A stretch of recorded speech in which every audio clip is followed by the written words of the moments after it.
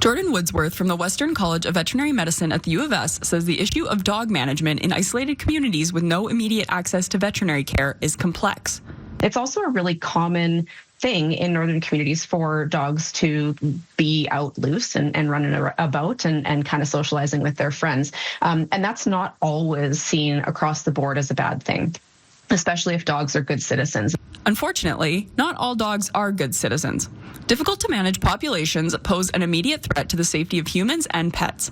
The Veterinary College has a program that sterilizes dogs in isolated communities.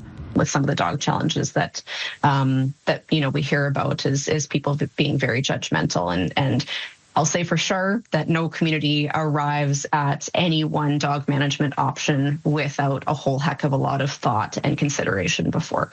Saving Grace Animal Society says it recently worked with community members in the Loche to collect over 100 dogs when it heard of a potential cull.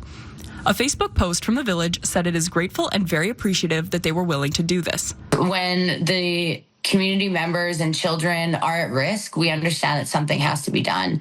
And we're glad that we were able to be there and support them to have a better outcome. Woodsworth says that homegrown solutions present a sustainable form of dog management for communities without veterinary care. Enoch Cree Nation is one of the ones that has had some really good efforts made in terms of how they're managing their dog populations and how they're doing that from folks who are from the community themselves. She says the village of the Loche previously identified a need for support and has been in contact with her team. They've worked to set up a veterinary wellness clinic later this month.